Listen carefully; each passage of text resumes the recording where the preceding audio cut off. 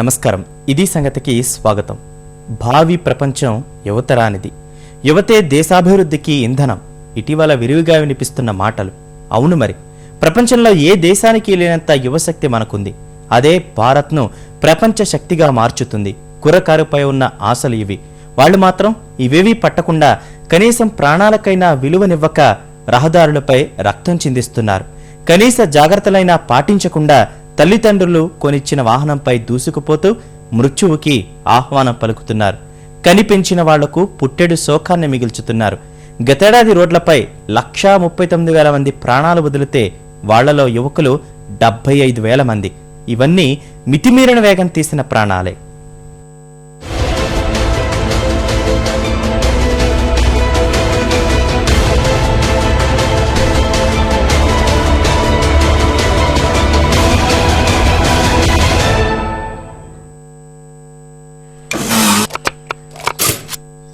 पराठा पराठा। आयुष आयुष चलो ना, मुझे लेट हो रहा है। ओके चलो बेटा। आज नानी के यहाँ होते हुए आना आयुष। ओके मम्मा। हाँ Mrs Sharma, I'll just call you back. Ayush Ayush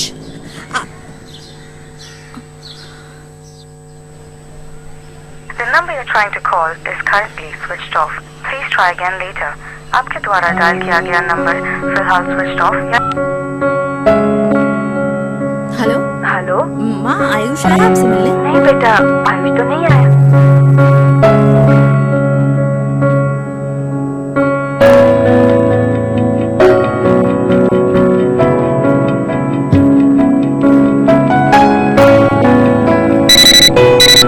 hello hello aunty, Ayush है? नहीं बेटा, वो आया नहीं है।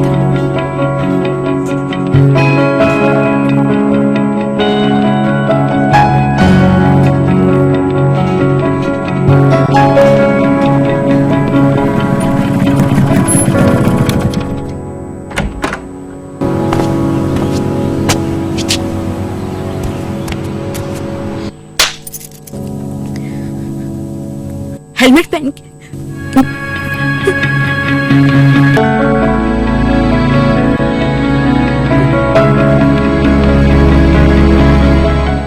అమ్మ బాధలో, ఆవేదనలో, ఆందోళనలో, కోపంలో అర్థం ఉంది అంటోంది కేంద్ర రోడ్డు రవాణా సంస్థ విడుదల చేసిన ప్రమాదాల గణాంక పట్టిక. కొద్దిపాటి అజాగ్రత్త, కాస్త అలసత్వం, అంతకు మించిన దుందుడుకు కారణంగా గతేడాది భారతీయ రహదారులపై అక్షరాల 75,000 మంది యువకులు ప్రాణాలొదిలారు. మరెంతో మంది రక్తం రహదారుల్లో ఇంకిపోయింది. లక్షల మంది చేతులు, కాళ్లు కోల్పోయి అవిటివాళ్లుగా మారారు.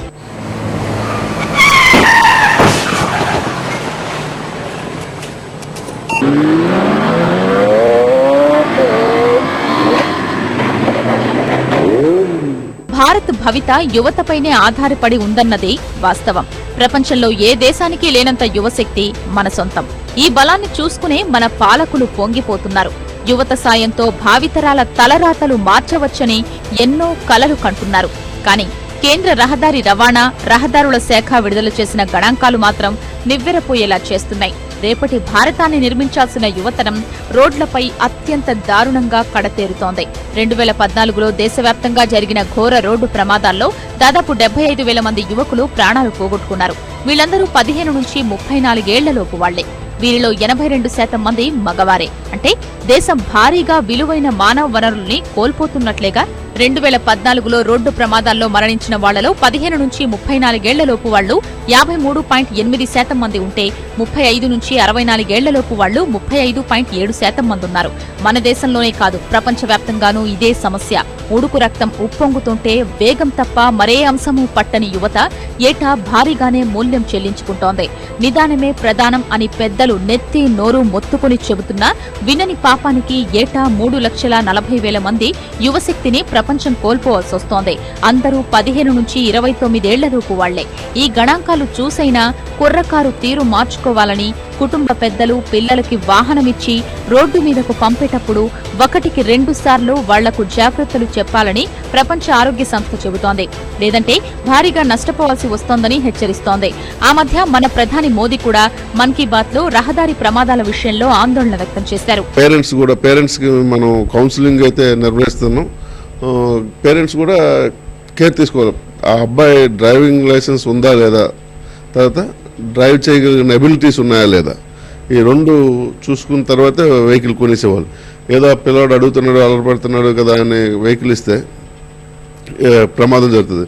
కేంద్ర రవాణా శాఖ పర్యవేక్షణలో పనిచేసే రవాణా పరిశోధనా విభాగం TRW సమాచారం ప్రకారం దేశంలో వాహనాల వినియోగంతో పాటే ప్రమాదాలు ఏటికేడు పెరిగిపోతున్నాయి. 2013లో 4,86,000 రోడ్డు ప్రమాదాలు సంభవించగా 14లో మరో 3,000 ప్రమాదాలు అదనంగా జరిగాయి. మృతుల సంఖ్య కూడా 1.5% పెరిగింది.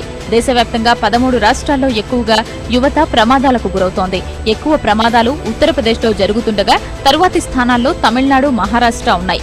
8-9 స్థానాల్లో ఆంధ్రప్రదేశ్, తెలంగాణ ఉన్నాయి. మొత్తం మరణాల్లో 83.2% మరణాలు ఈ రాష్ట్రాల్లోనే జరుగుతున్నాయి.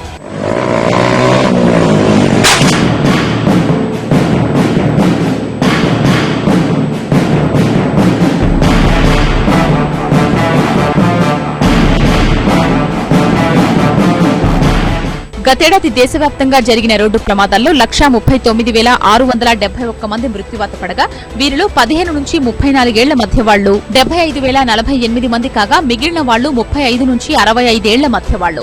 ఉత్తరప్రదేశ్ నుంచి 11.7% మరణాలు సంభవిస్తే తమిళనాడు నుంచి 10.9%, మహారాష్ట్ర నుంచి 9.2% మరణాలున్నాయి. కర్ణాటక, కేరళలో వేలల్లో వికలాంగులుగా మిగిలారు. లుధియానాలో జరిగే ప్రమాదాలు ఘోరంగా ఉంటున్నాయి. ఇక్కడ చోటు చేసుకునే ప్రమాదాల్లో 66% చావును చవిచూస్తున్నాయి. తరువాతి స్థానంలో ధనాబాద్, ఆధ్యాత్మిక నగరం అమృత్సర్, వారణాసి ఉన్నాయి. యువత చేతికి కొత్త కారో, మోటార్ సైకిలో దొరికితే ఇంకేముంది, ఆకాశంలో తేలిపోతుంటారు. ఈ మితిమీరిన వేగమే ఎక్కువగా ప్రాణాలు తీస్తోంది అంటోంది కేంద్ర రవాణా సంస్థ. మొత్తం మరణాల్లో 53,000 మరణాలు అతివేగం వల్ల సంభవించినవే. ఆటోల్లో, బస్సుల్లో, మోటారు సైకిళ్లపై పరిమితికి మించి ప్రయాణించడమో ప్రమాదాలకు దారితీస్తోంది.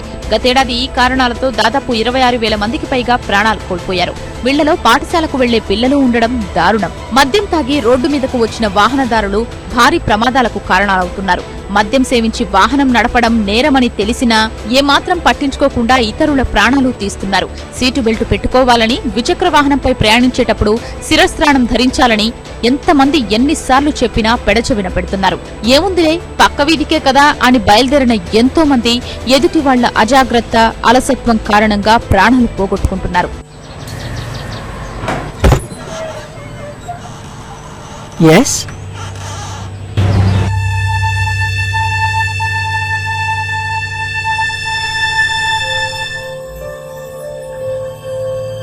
Neha, can you go out and buy some tea leaves, please? Come on, we have guests this evening, please. Okay.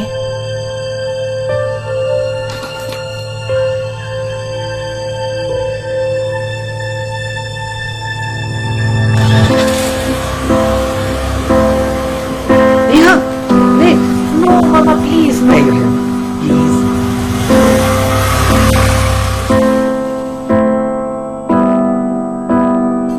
Hey, I'll call you back.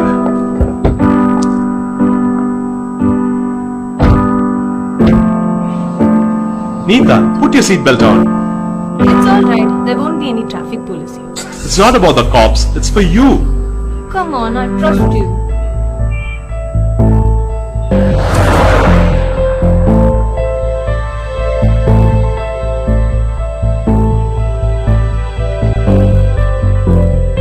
You? How dare you come to my house? Get out of here! Get out!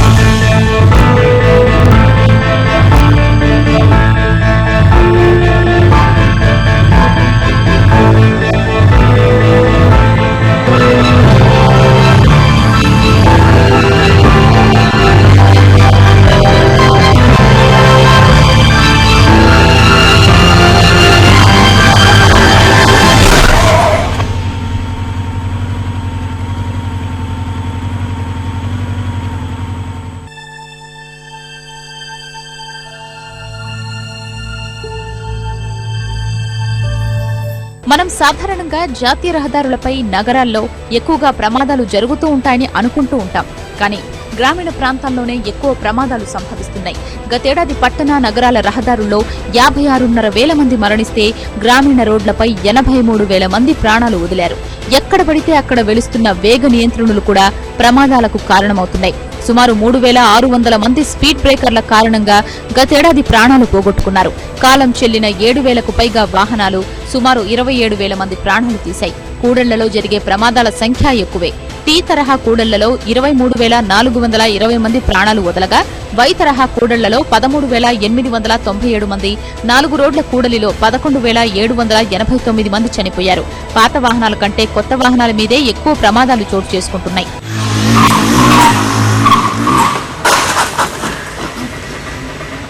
కనీసం సామాజిక స్పృహ లేకపోవడమే ఈ ప్రమాదాలకు కారణంగా కనిపిస్తోంది. శిరస్త్రాణం, seat belt విషయంలో నిర్లక్ష్యంగా వ్యవహరిస్తున్నారు. పోలీసులు కేవలం చలానాలు రాయడంతోనో 10ో 100ో తీసుకుని వదిలేయడమే కాకుండా ప్రజల్లో అవగాహన కల్పించాలి, బాధ్యతగా వ్యవహరించాలి. మొత్తం మరణాల్లో 23% మరణాలు ద్విచక్ర వాహనాల కారణంగానే సంభవిస్తున్నాయి. అందుకే మోటారు సైకిళ్లపై వెళ్లేవారు విధిగా శిరస్త్రాణం ధరించాలి. వేగం కన్నా ప్రాణం మిన్నా అని గుర్తించాలి. తల్లిదండ్రులు ఎంత బాధపడతారో గుర్తుకు తెచ్చుకోవాలి. మన దేశాభివృద్ధిలో యువత పాత్ర కీలకమన్న అంశాన్ని గుర్తెరిగి బంగారు భవిష్యత్తు కోసం కంటున్న కలల్ని నిజం చేసుకునేందుకైనా వాహనం నడిపేటప్పుడు బాధ్యతగా వ్యవహరించాలి. అమెరికా, చైనా, జపాన్ ఈ దేశాలు అభివృద్ధికి ప్రతీకలు. ప్రపంచంలోనే అగ్రరాజ్యాలుగా చలామణి అవుతున్న రాజ్యాలు. ఆర్థికంగా, రక్షణ పరంగా పెద్దన్నలు. అందరికీ తెలిసిన విషయాలివే. ఈ ప్రగతి మాటనే ఈ దేశాలు ప్రపంచానికి పెనుముప్పును మోసుకొస్తున్నాయి. అదే ఈ వ్యర్థాలు. భూమిని వ్యర్థాల కుప్పతొట్టిగా మార్చే పాపంలో అగ్రభాగాన్ని నిలిచాయి. ఇదే కోవలో అభివృద్ధి వైపు పరుగులు తీస్తున్న భారత సైతం ఎలక్ట్రానిక్ వ్యర్థాల కుప్పతొట్టిగా మారుతోంది. ప్రగతి ప్రణాళికలపై దృష్టి పెడుతున్న పాలకులు ఈ క్రమంలో జరుగుతున్న హానిని పట్టించుకోవడం లేదు. ఫలితం అభివృద్ధి మాటనే పెనుముప్పు చుట్టుముడుతోంది. పర్యావరణానికి తీరని నష్టాన్ని మోసుకొస్తోంది. అయితే ఆధునిక వ్యర్థాల నిర్మూలనకు చట్టాలేమీ లేవా? ఉంటే అవి ఏ మేరకు అమలవుతున్నాయి?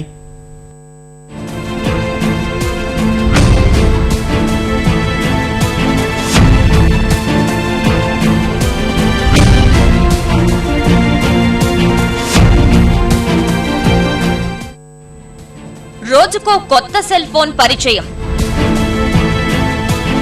నిన్నటి తరం కంప్యూటర్ల స్థానంలో ఎల్ఈడి, ఎల్సీడీలు. సకల హంగులతో వాషింగ్ మెషిన్లు, రెఫ్రిజిరేటర్లు.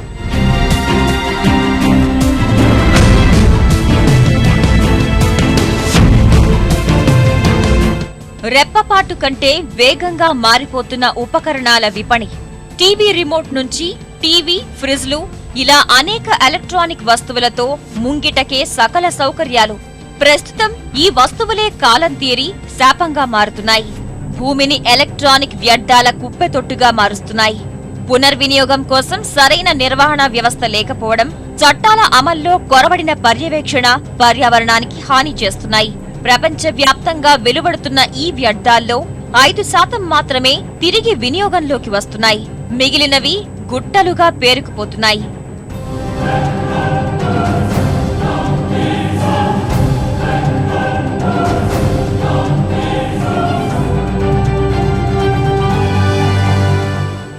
రోజురోజుకు పెరిగిపోతున్న ఈ వ్యర్థాల సమస్య అన్ని దేశాలను వేధిస్తోంది. ఏటికేడు ఈ వ్యర్థాలు కుప్పలు కుప్పలుగా పెరిగిపోతున్నాయి. ఐక్యరాజ్యసమితి గణాంకాల ప్రకారం టెలివిజన్లు, కంప్యూటర్లు, వాషింగ్ మెషిన్లు, రెఫ్రిజిరేటర్లు ఇలా వివిధ రూపాల్లో భూమిపై పోగైన ఈ వ్యర్థాలు 2014లో 41.8 మిలియన్ టన్నులకు పైనే. అంతకుముందు ఏడాది ఈ మొత్తం 39.8 మిలియన్ టన్నులుగా ఉంది. కిందటేడాది వ్యర్థాల నుంచి 16,500 కిలోల టన్నుల ఇనుము, 1,900 కిలోల రాగి, 300 టన్నుల బంగారాన్ని వెలికితీశారు. ఈ లోహాల్లోని పుత్తడి విలువ 2013లో ప్రపంచంలోని బంగారు ఉత్పత్తిలో 11%. ఇతర వెండి, అల్యూమినియం, ఇతర లోహాలు కలుపుకుంటే 3,12,000 కోట్ల రూపాయలు ఉంటుందని అంచనా. ఆర్థిక పరంగానే కాదు, కాలుష్య పరంగానూ పర్యావరణానికి తీరని నష్టం చేస్తున్నాయి ఈ వ్యర్థాలు. 2014లో భూమిపై చేరిన వ్యర్థాలతో కూడిన భారీ ట్రక్కులను వరుసగా పేర్చితే 23,000 కిలోమీటర్ల మేర బారులు తీరుతాయి. భూమిని వ్యర్థాల కుప్పతొట్టిగా మార్చే పాపంలో అన్ని దేశాలు భాగం పంచుకుంటున్నాయి. ప్రధానంగా అగ్రరాజ్యాలు ముందు వరుసలో నిలుస్తున్నాయి. అమెరికా అగ్రస్థానంలో కొనసాగుతుంటే చైనా, జపాన్లు తర్వాతి వరుసలో ఉన్నాయి. గతేడాది అమెరికా 7,072 కిలోటన్నులు, చైనా 6,032, జపాన్ 2,200 టన్నుల వ్యర్థాల్ని వదిలాయి. వ్యర్థాల పాపంలో ఆసియా దేశాలదే సింహభాగం. 16 మిలియన్ టన్నులు ఈ దేశాల నుంచే పోగయ్యాయి. ఇది మనిషికి సగటున 3.7 కిలోలతో సమానం. ఐరోపా దేశాల విషయానికొస్తే మనిషికి సగటున 15.6 కిలోల చొప్పున ఈ వ్యర్థాలు ఉత్పత్తి అవుతున్నాయి. పరిస్థితి ఇలాగే కొనసాగితే 2018 నాటికి ఈ వ్యర్థాలు 50 మిలియన్ టన్నులకు చేరే ప్రమాదం పొంచి ఉంది. ఏ విషయంలో కూడా చట్టాలను ఇంప్లిమెంట్ చేయలేకపోతున్నాం. ఈవెన్ డొమెస్టిక్ వేస్ట్నే మనం ఏం చేయలేకపోతున్నాం. సో ఈ హెజార్డస్ వేస్ట్ ఏం చేయగలం? అదే మన గవర్నమెంట్లో ఉన్న చిత్తశుద్ధి అనేది లేదు. పట్టణాలకు మంచిగా చేస్తాం, దాని కింద ఎన్ని కోట్లు ఇన్ని కోట్లు అంటే అవన్నీ ముందు ఇలాంటి వాటికి పెట్టి ఇవి స్టార్ట్ చేయి. ఇవి బాగుపడినప్పుడు ఆటోమేటిక్గా పట్టణాలు బాగుపడతాయి. అంటే ఈ వ్యర్థాలన్నిటినీ కూడా శాస్త్రీయంగా దాన్ని డిస్పోజ్ చేసుకున్నప్పుడు దేశం బాగుపడుతుంది, పట్టణాలు బాగుపడతాయి, అన్ని బాగుపడతాయి, పర్యావరణం బాగుపడుతుంది. అగ్రరాజ్యాల పరిస్థితే ఇలా ఉంటే వర్తమాన దేశాల్లో ముందు వరుసలో ఉన్న మన దేశంలో సమస్య మరీ తీవ్రంగా ఉంది. అమెరికా, చైనా, జపాన్, జర్మనీ తర్వాత మనమే ఉన్నాం. కేంద్ర ప్రభుత్వం ఇచ్చిన నివేదిక ప్రకారమే 26 రకాల ఎలక్ట్రానిక్ ఉపకరణాల నుంచి వ్యర్థాలు భారీగా పేరుకుంటున్నట్టు తేలింది. ఈ జాబితాలో టీవీలు, మొబైల్ ఫోన్లు, కంప్యూటర్లు, రెఫ్రిజిరేటర్లు, ఏసీలతో పాటు మరికొన్ని ఎలక్ట్రానిక్, వాటి అనుబంధ పరికరాలు ఉన్నాయి. అసోచామ్ అధ్యయనం ప్రకారం భారత్లో ఏటా 13 లక్షల మెట్రిక్ టన్నుల ఈ వ్యర్థాలు పోగవుతున్నాయి. ఏటా ఈ పరిమాణం 25% వృద్ధి చెందుతోంది కూడా. ఏటా దేశంలో మ్యానుఫ్యాక్చరర్స్ అసోసియేషన్ ఆఫ్ ఇండియా మెయిట్ లెక్కల్ని పరిగణనలోకి తీసుకుంటే మన దేశంలో కంప్యూటర్లు ఏటా 25% వృద్ధి చెందుతున్నాయి. పొరుగు దేశాల నుంచి అక్రమ మార్గాల్లో మన తీరాలకు చేరుతున్న వ్యర్థాలు మరింత ఆందోళనకరంగా మారాయి. ఐక్యరాజ్య సమితి సమాచారం ప్రకారమే చైనా, జపాన్లో ఉత్పత్తి అవుతున్న లక్షల టన్నుల్లో ఎక్కువ భాగం అనధికారికంగా మన దేశానికి చేరుతోంది. పర్యావరణానికి హాని, క్యాన్సర్, శ్వాసకోశ, నరాల వ్యాధులు, పుట్టబోయే పిల్లల్లో అంగవైకల్యాన్ని మోసుకుని వచ్చే వాటిని ఉపేక్షించడం అంటే కోరి కొరివితో తలగోకోవడమే. దేశీయంగా చూస్తే కేంద్ర కాలుష్య మండలి నిర్వహించిన ఓ సర్వేలో దేశవ్యాప్తంగా 10 రాష్ట్రాలు 70% ఈ వ్యర్థాలను విడుదల చేస్తున్నట్లు వెల్లడైంది. వీటిలో మహారాష్ట్ర, తమిళనాడు, ఉమ్మడి ఆంధ్రప్రదేశ్, ఉత్తరప్రదేశ్, బెంగాల్ రాష్ట్రాలు తొలి 5 స్థానాల్లో ఉన్నాయి. అత్యధికంగా ఈ వ్యర్థాల్ని ఉత్పత్తి చేస్తున్న నగరాల్లో ఢిల్లీ, ముంబై, అహ్మదాబాద్ తర్వాత 6వ స్థానంలో హైదరాబాద్ ఉంది. ఐక్యరాజ్య సమితి నివేదికల ప్రకారం 2020 నాటికి ఈ పరిమాణం 500% పెరగనుంది. మొబైల్ ఫోన్ వ్యర్థాలే 20 రెట్లు పెరగనున్నట్లు తెలుస్తోంది. హైదరాబాద్ లో ఏటా 25,000 మెట్రిక్ టన్నుల ఈ వేస్ట్ పోగవుతోందని నాస్కామ్, తెలంగాణ పారిశ్రామిక మౌలిక సదుపాయాల కల్పనా సంస్థ టీఎస్ఐఐసి సంయుక్తంగా నిర్వహించిన అధ్యయనంలో వెల్లడైంది. సమస్య ఇలా తీవ్ర స్థాయికి చేరుతున్నప్పటికీ పరిష్కార కార్యాచరణలో మాత్రం ముందడుగు పడట్లేదు. ఫలితంగా హానికరమైన వ్యర్థాల దిగుమతి నిషేధిస్తూ బాసెల్ ఒడంబడికపై సంతకం చేసిన ఇదే భారత్ ఈ చెత్త కుప్పను తలపిస్తోంది. కొత్త రకాలపై మోజులో వివిధ ఎలక్ట్రానిక్ పరికరాలను వాడిపడేసే ధోరణులు పల్లె, పట్టణం తేడా లేకుండా ఈ వ్యర్థాలను పెంచేస్తున్నాయి. ఒక్క సెల్ ఫోన్లోనే 40కి పైగా లోహాలు ఉంటాయి. అవి నేలను, నీటిని, కొన్ని సందర్భాల్లో గాలిని కలుషితం చేస్తున్నాయి.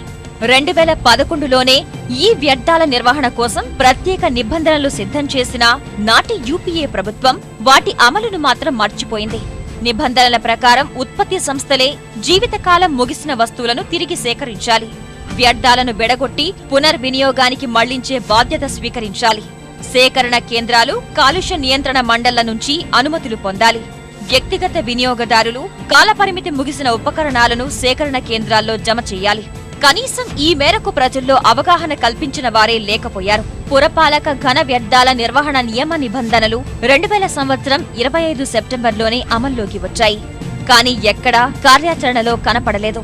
కాలుష్య నియంత్రణ మండళ్లు సైతం ఈ వ్యర్థాలను చూసి చూడనట్లు ఊరుకుంటున్నాయి. ఈ వేస్ట్ మేనేజ్మెంట్ రూల్స్ 2015 అనే డ్రాఫ్ట్ రూల్స్ వచ్చాయి. ఈ డ్రాఫ్ట్ రూల్స్లో ఏంటంటే మనం ఎక్స్టెండెడ్ ప్రొడ్యూసర్ రెస్పాన్సిబిలిటీ అనే ఒక జాబ్ ఇచ్చాం. అంటే ఎవరైతే మనం టీవీ కొనుక్కుంటామో మన వాళ్ళకే టీవీ అమ్మాలి. మనం ఏ ఎలక్ట్రానిక్ వస్తువులు ఎవరు కొంటామో మళ్ళీ ఆ కన్జ్యూమర్ దగ్గర నుంచి ఆ వాళ్లే కొనుక్కోవాల్సిన బాధ్యత అనేది వస్తుంది.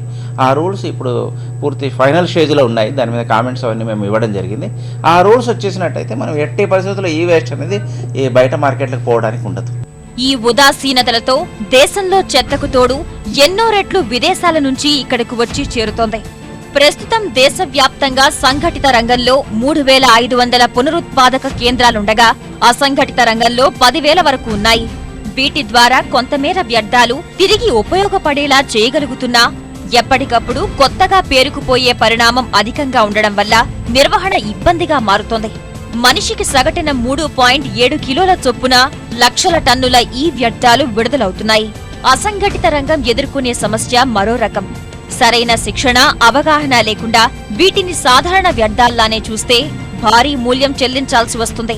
ఈ వ్యర్థాలతో 4.5 లక్షల మంది బాలలు వసిబాడిపోతున్నారు. సరైన రక్షణ చర్యలు లేక ఎలక్ట్రానిక్ వ్యర్థాల సేకరణ, పునరుత్పాదక కార్యకలాపాల్లో వారంతా పనిచేస్తున్నారు. కొన్ని సందర్భాల్లో ప్రమాదకరమైన రసాయనాలు, వాయువులు వెలువడి ప్రాణాల మీదకు తెచ్చుకుంటున్నారు. వాస్తవానికి జాగ్రత్తగా నిర్వహించగలిగితే ఈ చెత్త విలువైనదే. 10,000 కోట్ల రూపాయలు దాటుతున్న ఎలక్ట్రానిక్ వ్యర్థాల పరిశ్రమే అందుకు నిదర్శనం. ఈ వేస్ట్ నుంచి తీసిన ప్రింటెడ్ సర్క్యూట్ బోర్డుల ఎగుమతులే వేల కోట్ల రూపాయల్లో ఉంది. టన్ను ఈ వ్యర్థాల నుంచి సుమారు 227 గ్రాముల విలువైన లోహం తీయవచ్చు. 150 గ్రాముల వరకు వెండి, 22 గ్రాముల బంగారం లభించే అవకాశం ఉంది. 10,000 టన్నుల సామర్థ్యం గల ఆధునిక పునరుత్పాదక కేంద్రం నెలకొల్పేందుకు 30 కోట్ల రూపాయల వరకు వ్యయమవుతుంది. కేంద్ర ప్రభుత్వం నుంచి పెద్ద మొత్తంలో రాయితీలు అందుతాయి. ఇలా వ్యర్థాల్లో 99% తిరిగి వాడుకునే అవకాశం ఉన్నప్పటికీ పురోగతి సాధించలేకపోతున్నాం. ఎలక్ట్రానిక్ రీసైక్లర్స్ సమాఖ్య ERA గణాంకాల ప్రకారం 95% ఈ వ్యర్థాలు తుక్కుగానే మారుతున్నాయి. ఈ విషయంలో తయారీ సంస్థలు చొరవ చూపితేనే ఈ వ్యర్థాల నిర్వహణ పద్ధతిగా జరుగుతుంది. తయారీదారులే వినియోగదారుల నుంచి వ్యర్థాలను సేకరించి పునరుత్పాదక కేంద్రాలకు పంపించడమే అత్యుత్తమ పరిష్కారం. అభివృద్ధి వైపు దృష్టి సారిస్తున్న దేశాలు అవి కలిగిస్తున్న ముప్పును గుర్తించాలి. భారత్ లాంటి దేశాలకు ఈ ముందు చూపు మరింత అవసరం.